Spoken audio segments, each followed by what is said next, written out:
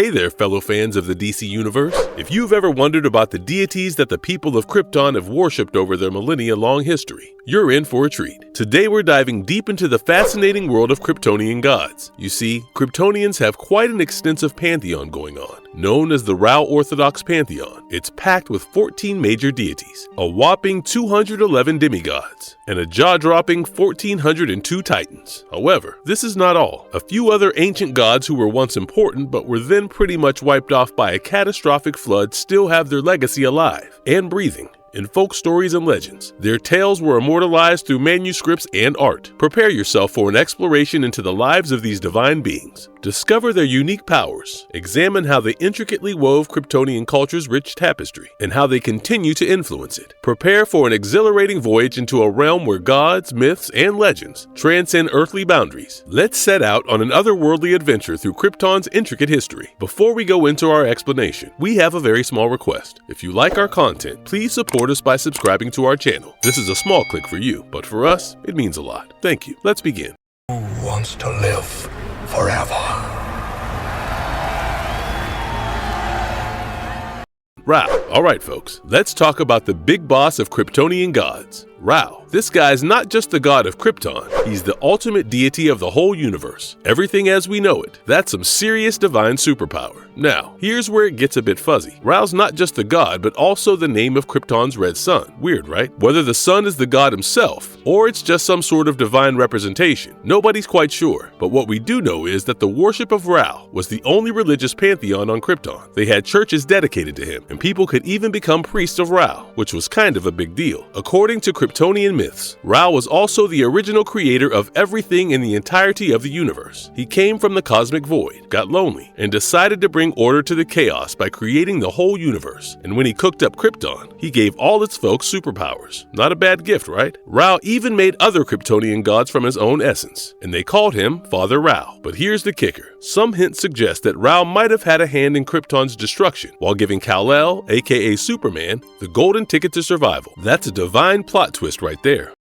Sathona. We're now about to delve into the icy, dark world of Sathona, one of Krypton's original gods. She's like the polar opposite of Rao, the goddess of ice and darkness. Now, don't let her good looks fool you. Her heart was as cold as it gets, and her hate ran deep. She's all about bringing the frost and despair to the party, even bringing death along for the ride. Sathona had her eyes set on Rao and tried to sweet-talk him, but Rao saw right through her, realizing she was just after his power to make some ice-cold elemental kids who'd mess with the world's warmth and light. Not cool, right? So, they went to war, the wars of ice and fire, and Rao managed to lock her up. Now, even after the war ended, the scars of their battle still marked Krypton's surface, leaving the Kryptonians a pretty emotionless bunch. Fast forward a bit, and Sathona somehow escapes and lands on Earth, where she battles it out with Superman. This lady is a powerhouse. Think super strength, super durability, super speed, you name it. She's basically an all-powerful ice queen. Sathona's no joke, and she's left her frosty mark on Krypton's history.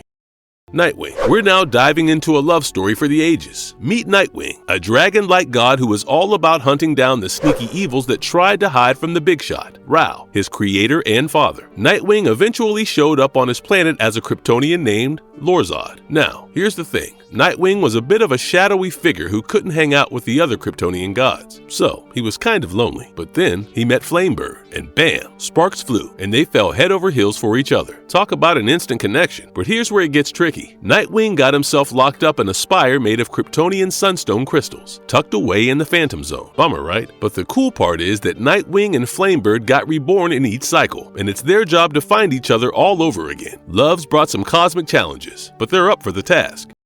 Flamebird. Flamebird was a dragon-like Kryptonian goddess with a fiery gig. She had a pretty unique role in Kryptonian mythology. So, she and Vogue were the first creations of the big shot himself, Rao. Flamebird had the hot task of keeping things fresh by roasting her brother's creations. Basically, her job was to burn down the creations of Vogue the Builder in an endless cycle of destruction and creation. But here's the kicker. They weren't enemies. Vogue actually appreciated Flamebird for pushing him to improve his creations. It was like a creative partnership, with a little bit of fiery destruction destruction thrown in for good measure. Then, there's the romantic twist in her story. When Vogue introduced Flamebird to her fellow god and brother, Nightwing, it was a match made in heaven. They fell head over heels for each other, and love blossomed. But things took a wild turn when Vogue created a monument to show his love for Flamebird, and she had to burn it down as part of her duty to Rao. This drove Vogue over the edge, and he sealed Nightwing away as revenge. Flamebird eventually showed up in Krypton as a gal named Thara Akvar, but her fiery story as a mighty goddess in Kryptonian mythology is definitely one for the books. Vogue. Here's the scoop on Vogue, the ancient Kryptonian god who's like the original troublemaker in their mythology. So, Vogue started off with a pretty sweet gig. He had to make all these beautiful creations to decorate good old Krypton, and Flamebird, his sister, had the job of destroying them, all to push Vogue to come up with even better stuff. It was like an unending creative challenge, right? At first, he was all about making new things, jazzing up Krypton with his creations. But then, Flamebird had to go and torch his favorite masterpiece against his wishes. That didn't sit well with him, and he got seriously ticked off. He renounced the big boss god Rao and all the other gods, becoming the very first Kryptonian heretic. Vogue's need for something he could keep for himself without it going up in smoke drove him to the edge. He renamed himself Vogue the Breaker, showing just how deep his madness went. In the end, Flamebird and Nightwing had to step in and destroy him during one of his cosmic destruction plots. It was a deadly showdown, all because good old Vogue just couldn't keep his creative streak under control. Yuta. Yuta is the real celestial deal in Kryptonian mythology. She was the boss when it came to the two moons of Krypton, Mithrin and Wegthor. You could think of her as the ultimate moon mistress. See, these moons were entwined in something like a cosmic marriage, and when they lined up just right with Krypton, it was a big deal. In fact, during early Kryptonian wedding ceremonies, the bride and groom used to exchange bracelets symbolizing these two moons. It was all about that celestial connection for them. That's why Yuta became the go-to goddess for all things marriage related. But as time went on, and folks started worshipping Rao in a one-god show, Yuta's popularity waned. Still, they remembered her with a nifty mechanical statue in Kryptonopolis, used for special occasions. Sadly, things took a cosmic twist when the moon Wegthor and the Kryptonian colony on it got wiped out, which pretty much put an end to Yuta's symbolic presence. But hey, they did immortalize her as one of the faces on the voice of Rao's mask, so she's not forgotten in Krypton's history books. Laura. Laura is another one of Krypton's divine VIPs. She's basically the beauty goddess of Krypton. They even carved a statue in her honor on Kandor's Street of Heroes, and it looked just like this gal named Lila Laurel. Now, Lila had a bit of a star-crossed love story with our one and only Superman. Imagine this. Superman accidentally finds himself falling in love back on Krypton right before it goes kaboom. Talk about bad timing, right? Laura's fame went so far that they even put her face on the voice of Rao's mask, which is pretty impressive. So, her legend lives on even though the planet's history took a grand nosedive. Mordo. Alright, it's time to give Mordo his due. He's one of those original Kryptonian gods, and they even gave him a spot on Kandor's Street of Heroes. That's some divine recognition, right? Now, there's this funny twist with Mordo. Some folks actually think that even though he's the god of strength, he couldn't hold a candle to Superman. It's kind of hard to compete with the sheer power of the Man of Steel, right? But hey, Mordo's still a legend. His face made it onto the voice of Rao's mask, and that's like the Kryptonian version of the Hall of Fame. So, even if he's not the strongest of them all, he's definitely got his place in Krypton's history books. Kara. Kara is another goddess of beauty in Kryptonian mythology. However, she has only been mentioned in mere textual references, without any visual portrayal, not on a comic book page nor on screen. This veils her existence with a shroud of enigma, making her a deity who is both captivating and perplexing. But here's a cool twist. Kara is also a sign of the zodiac on Krypton. And guess what? Supergirl, or Kara Zor-El, got her name because of this ancient Kryptonian custom of naming folks after stars. So, in a way, the goddess Kara left her mark on Kryptonian tradition, even if she's a bit of a hidden figure in their legends. Tel. Tel is another one of the ancient Kryptonian gods. He's like the go-to guy when it comes to wisdom in their mythology. They even gave him the celebrity treatment by putting a statue on Kandor's Street of Heroes. And you know what's cool? The figure looks a bit like that famous sculpture on Earth, The Thinker by Auguste Rodin. So clearly, Tel's all about deep thoughts and wisdom, just like that thinking sculpture. And guess what? They liked him so much that they immortalized his face on the voice of Rao's mask. That's like the Kryptonian version of the Walk of Fame. So, even though he might not be as well known as some other gods, Tel definitely left his mark on Krypton's history.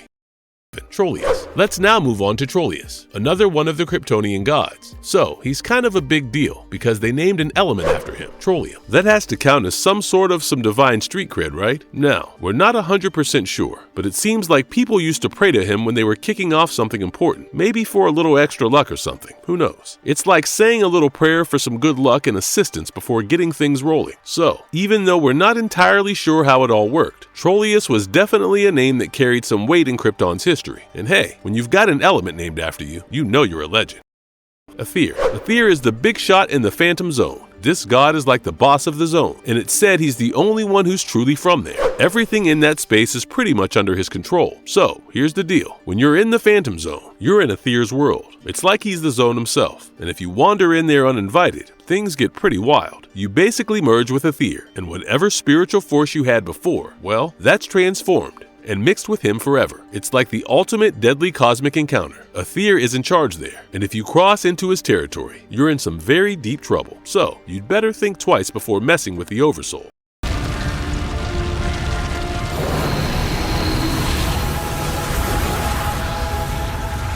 Marvelous verdict. And there you have it, folks. A wild journey through the gods of Krypton's universe. From the mighty Rao, the ultimate creator, to the fiery duo of Nightwing and Flamebird, and all the other unique deities like Sathona and Voke. Krypton's pantheon is something out of this world. These divine beings shape Krypton's culture, history, and even its tragic downfall. They're not just stories about an integral part of the Kryptonian identity. And let's not forget the lesser-known gods like Yuta, Laura, and Tel, each with their own significance in the grand tapestry of Krypton's mythology. Various portions of Krypton's history bear the mark of the Kryptonian gods. Statues on the Street of Heroes, elements named directly after them, and even the enigmatic Aether in the Phantom Zone twists and distorts Krypton lore with his mind-bending abilities. Thus, even if you identify as a seasoned Superman enthusiast, or simply someone intrigued by cosmic wonders, these deities' tales will undoubtedly leave you awestruck. Thanks for joining us on this godly adventure, and if you liked our content, don't forget to leave a like and subscribe to us if you haven't already. Have a good one, and be safe. Thanks, everyone.